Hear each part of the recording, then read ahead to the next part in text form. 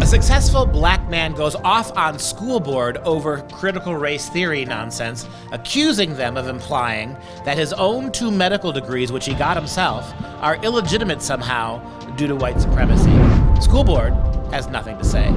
I'm Dr. Duke, she's Katie, and this is The Dr. Duke Show.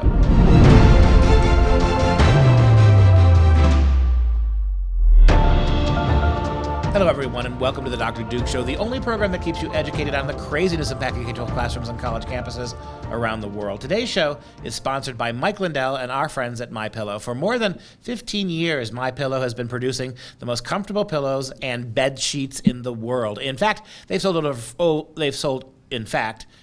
over 40 million pillows. In addition, MyPillow sells bed sheets and towels and bathrobes and dog beds. Our audience can save up to 66% on all of these by using the code Dr. Duke. That's DRDUKE. That's right, the code at MyPillow, DRDUKE, will make major savings for you. Support a great American company and save some money. And by supporting MyPillow, you also support this show. So again, use the code Dr. Duke to save up to 66%. Today, we start in Illinois where, one of the things that's most joyous, it's almost like in the last 3 weeks, we've done show after show after show, segment after segment, in which someone's yelling and screaming at school boards. This is progress. I remember 13 years ago, when Common Core was underway. It took 4 years to get anybody to stand up at a school board to challenge the board. And by that time, Common Core was so deeply ingrained, you could do nothing. Now, at the outset, we're months away from what's going to be the worst, most indoctrinating semester in American educational history. What's going to happen starting in the fall in classes when all of this critical race theory really begins to roll downhill, it's going to be incredible. So we've got now moms and dads right now over the course of the last month of the school year screaming that this has to stop. That's progress. But a lot of it depends on who you are. With Common Core, for the first 6 years, it was only the occasional white soccer mom who would stand up. Now, we've seen Islamic people stepping up. We've seen African-American women. We've seen people of all vast backgrounds and political origins are standing up and telling people this is racist. What we have today is just absolutely priceless. We have a young, educated African-American male. He is well-spoken. He is passionate. He's also worked really hard to get 2 degrees in medical issues. Two degrees. He goes off on the local school board because he's supposed to believe that because of the color of his skin, that this is some gift or that it was something that was gotten in spite of white people. And so listen to him and his passion when he just goes off on the school. The school board has nothing to say. It's not what's the one real feature of all these shows that we've done is there's never a single comment from a school board member. Not one school board member in dozens of clips like this has ever taken as much time as to say thank you to the people who are complaining. They buzzed them done at 90 seconds, and they sent them back to their chairs. So take a listen to the passion of this young man. So when you talk about critical race theory, which is pretty much going to be teaching kids how to hate each other, how to dislike each other, that's pretty much, I don't care what you say, it's pretty much what it's going to all come down to. You're going to deliberately teach kids, this white kid right here got it better than you because he white? You're going to purposely tell a white kid, oh, the black people are all down and suppressed. How do I have 2 medical degrees if I'm sitting here oppressed? How did I get, first of all, time out, because I only got 5 minutes now, 5 minutes. 2 medical degrees, no mom, no dad in the house, worked my way through college, sat there and hustled my butt off to get through college. You going to tell me somebody that looked like all y'all white folks kept me from doing that? Are you serious? Not one white person ever came to me and say, well, son, you're never going to be able to get nowhere because you know the black people. But guess what? What's sickening about this whole thing is what y'all doing right now is already something I do in my community right now to speak out against stuff because black folks are getting told by other black folks, oh, you know you ain't going to be able to do nothing out there in the world because them white folks ain't going to let you get no, or you know you're not going to be able to do it here because you know the white man going to keep you down. Well, how did I get where I am right now if some white man kept me down? So that is Ty Smith. He is a parent, but he also hosts a weekend radio show in Central Illinois. So maybe that contributed to his ability to speak so quickly. He's got a preacher and vibe, be doesn't well he? spoken. In the simple fact that we do have parents all across the board finally standing up and speaking out to what's happening in our schools is a you said, a positive thing. And like you said with Common Core, how no one attended, I used to cover the local school board meetings, and sometimes, more often than not, I was the lone person in the entire audience. So they were talking kind of to me, and then I would report as to what's happening. So it's refreshing to hear parents who paid the tax dollars for that school to speak out and say, you know what, maybe we should start actually teaching our kids. But you know what's most scary about this, and I just alluded to it, is one of the most scariest, most frightening aspects of this is it's a monologue. They don't listen. I mean, these are the people who we, with our real estate taxes, fund. We fund public school education. It is us. It's called public schools because they're our schools. It's not supposed to be government schools. These people are our employees, and they won't even talk to us.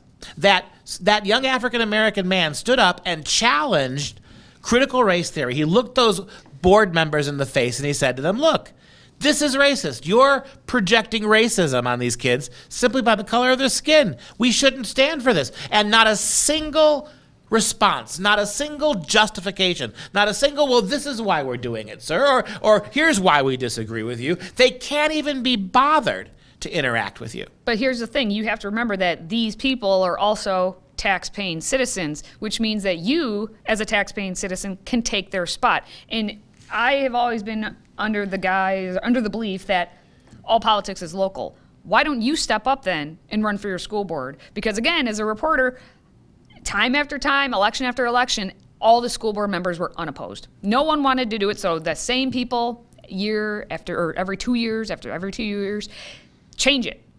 Local politics, it really comes down to talking to your friends, your other fellow parents, and say, you know what, are you sick of what's happening in our schools? Me too, I'm gonna run for the school board. I'm gonna help make that change. I'm gonna make it so I have a vote and can speak out on behalf of other parents, because all it takes is that group of parents that you're talking to make the difference in an election if you run opposed. But you're going to completely have to transform school boards so you have huge majorities, so then you could vote for new policies, right? Yep. And one of those policies should be, we're not going to pay lip service to our responsibility to explain ourselves to our constituents. They're the parents. They, not us, are the primary stakeholders. And so if they're going to take the time to come down here and they're going to address this board has a moral and an ethical responsibility to talk back to them, not to simply sit there quietly and listen, and then as soon as the buzzer goes off, forget forever what they had to say. So that's going to take more than just individuals getting on school boards. It means school boards have to be taken over by majorities of people who are going to change the status quo. It's not going to happen with people from education departments at big universities. It's not going to happen if you let superintendents and principals dictate how it goes. You've got to get beyond them. Just because they have a stupid 4-year degree in education, which is one of the cheapest and least intellectual degrees you're ever going to get. Just because you got ED, right? As your education, as your graduation diploma, you're a student of, now you're officially a accredited student of education. It doesn't mean that you know more than parents about anything. So stop following blindly what the superintendents and the state education people say. We've got get on board those school boards, as Katie said, but then radically change the accountability. If there were more accountability for what these educrats are doing, it would be a lot harder for them to do it.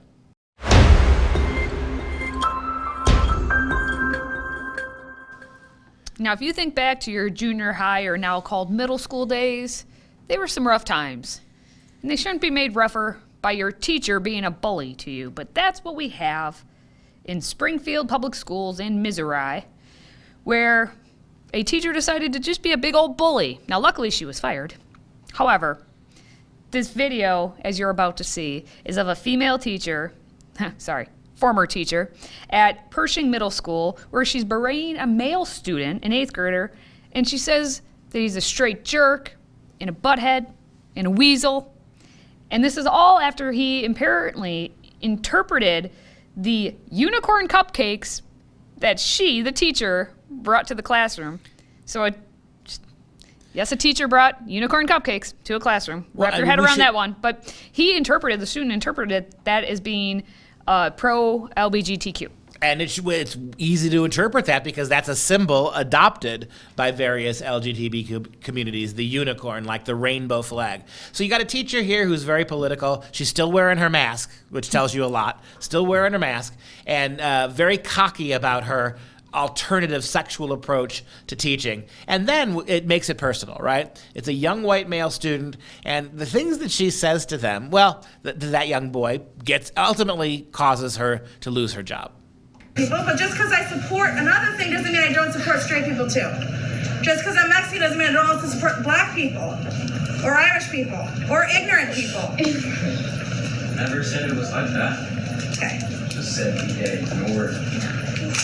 Would you like a special unicorn cupcake for being straight jerk? Yes. All right, come here. Get a straight jerk cupcake for being a pill. I'm just trying to be annoying. You are annoying. You were very successful. Congratulations. Thanks. What a dip. All right. What? A dip. Like a dipstick, a butthead, a weasel. A weasel. Pain in my butt. For challenging her, she calls him a straight jerk. Straight jerk. Notice the sexuality slur that in any other context would get you fired immediately.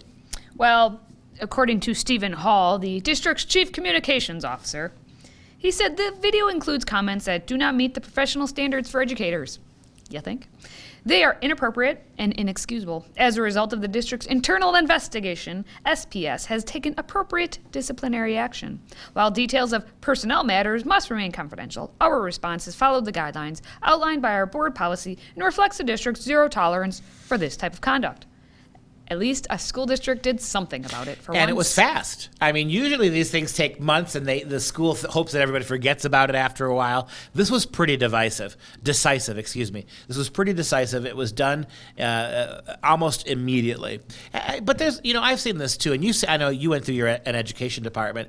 What I find odd is how we're sort of teaching teachers now, that by being abrasive, being hateful to people whose ideas are outside of the mainstream, that's somehow now appropriate. That the best teachers are the ones who know how to belittle their students, the ones who know how to marginalize their students, call them out, humiliate their students in front of the other kids. I don't know where we got to this point, other than the fact that we're so completely sure now that liberalism in all its forms is correct, and anything that's not as evil, that I think that's where it must come from, this almost crusading sense that little kids, young children who disagree with us, we have every right to pillory them publicly.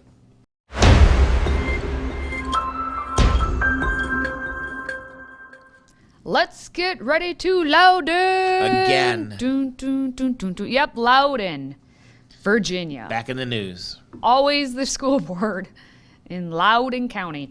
This time, it's pushed back against the transgender movement. We've been doing a lot of the Loudoun stories on critical race theory, but we're going to spice it up a little bit and talk about transgender movement, and specifically when we're talking about having boys play on the girls' sports teams. And this time, we have a teenage girl who is now homeschooled. Her name is Jolene Grover. She's 14 years old, and she decided, I'm going to stand up, talk to the school board about the policy that allows biological boys into private spaces, like the restrooms or the locker rooms, and how that policy is rooted in sexism and is dangerous.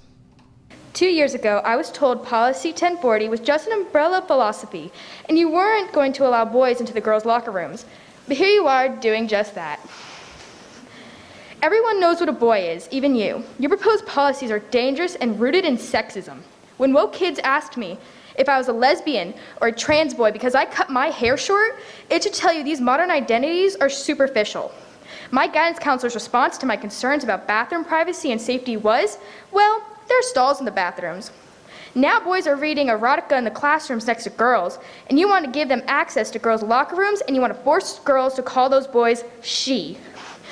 You do this in the name of inclusivity while ignoring the girls who will pay the price. Your policies choose boys' wants over girls' needs. Now that was incredibly well said. A young woman, 14 years old, who basically says, you promised us a year ago that this would not come to this, and here you now are allowing boys to shower with girls. It is and she's correct. This is sexist. It's rooted in sexism. You're one of the main tenets of feminism used to be that women have every right to have spaces where men aren't present. Where are the feminists? Yesterday, we did a show about a young woman, valedictorian, who turned her entire valedictory speech into a pro-abortion commercial, praised by women all across the country. Hillary Clinton herself chimed in about what a brave girl this is. Nothing for this young woman. This young woman stands up to her school board and says, we are women. We are unapologetically women. We have a right to be women separated from men. And boys who think they're women aren't women. That is feminism, what it used to be. That is bravery in a school district where they allow boys to shower with the girls. Nothing was brave about that abortion speech that was being lauded by celebrities and politicians. This is an example of a young woman standing completely alone in her school. Nobody behind her, nobody in front of her, speaking truth to power, and people like that are forgotten at the expense of people like what we saw in Texas. Well, that's probably why she's homeschooled now, is she saw the insanity and that it wouldn't change, and so she's actually getting a real education. But it's interesting when she spoke about how the woke kids asking if she was a lesbian or trans boys because she cut her hair short. Little story time. I had a bowl cut until 6th grade when I finally decided that I could have my hair grow up. Never, not once, did we have any woke students come and be like, well, clearly you're a lesbian, because at that time in school we weren't thinking about any of that. But as she said, it was a couple years ago when this initial policy, so she would have been in 6th grade, the same time with my hair, that she was being told about, oh yeah, now boys can go into the girls' spaces. If that would have happened back when I was a kid, it would have blown our minds, because we would not have understood anything that was happening. But now we have all these students who've been so conditioned, so programmed to think along the LGBTQ guidelines or structure or the way they do things, that it's just commonplace for them. Like, they can't even imagine just being kids anymore. It's the progressive left that gave us the ridiculous concept of microaggressions. So if you're white and you ask a Hispanic person, you want to go, let's go have a beer at the Mexican restaurant to celebrate Cinco de Mayo, you're culturally appropriating. If you're a white girl who wears a Japanese kimono for Halloween, you're stealing her culture. This is cultural appropriation. It is a microaggression. It's racist without whether you mean it or not. And yet, when lesbian and transgender kids come up to a young girl who happened to get a short haircut and ask that young girl, are you trans? Are you a gay boy now that you cut your hair short? No, crickets. Crickets on cultural appropriation. Crickets on microaggressions. So if you're a progressive transgender kid harassing straight girls with short haircuts, that's perfectly appropriate. But if this shoe is on the other foot, if a young girl, a heterosexual girl, went up to a trans boy and said, oh, you grew your hair out, are you a girl now? That person would be in the principal's office in 2 seconds flat, undergoing diversity training. What's most galling about the progressives is it's not that they're fascists, because they are, but they're hypocritical fascists. They're fascists, as I suppose all fascists are, that when imposing their will, zero tolerance policies. When it comes to flipping the switch on that and looking at it from the other perspective, absolute nothing happens. That's why something as relatively small as the January 6th protests are treated like the greatest insurrection in American history. Even worse, we're told by Democrat politicians, than 9/11. And on the other side of the coin, the same liberals who watched for 4 months as American cities burned at the hands of Antifa had nothing to say about that at all. Just simple, peaceful protests. That's the fascist double standard that we're dealing with at the national level and from school to school.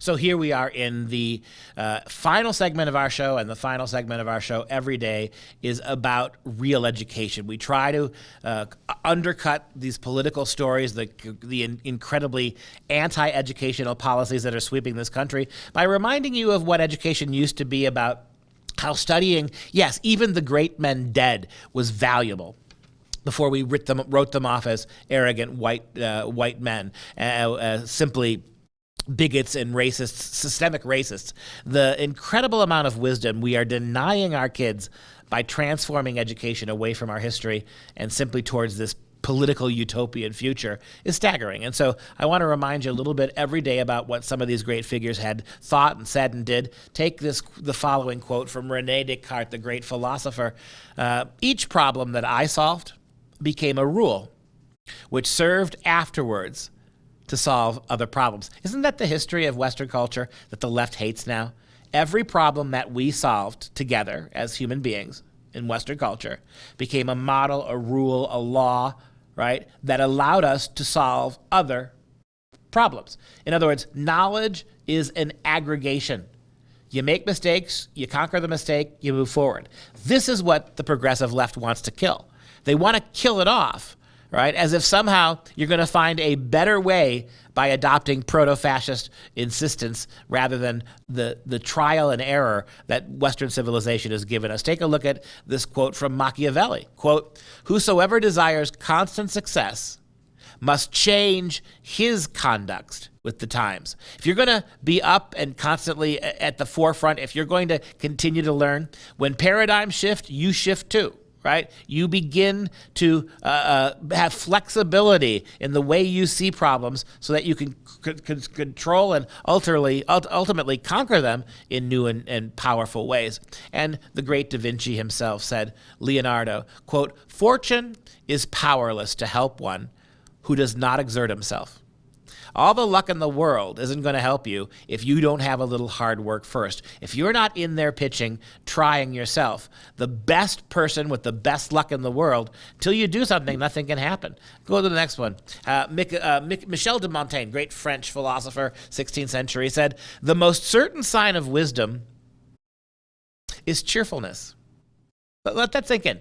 Why is the progressive left so perpetually angry? They have no sense of humor. They cannot smile. They're miserable all the time. And you want to know why? Because their entire movement is based on folly, not wisdom.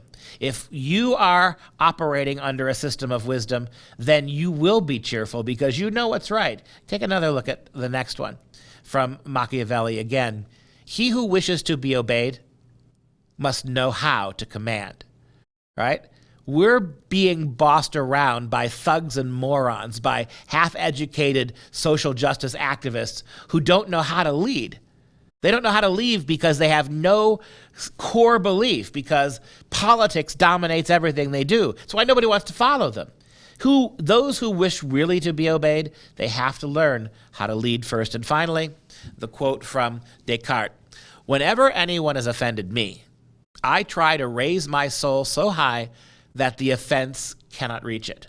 In other words, when someone insults me, I don't run and hide and play the victim.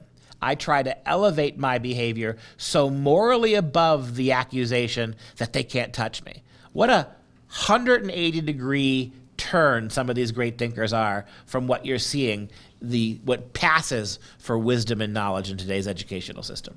All right, those are the stories for today. If you have a question for us, please feel free to drop it in the mailbag by emailing askduke@fpeusa.org.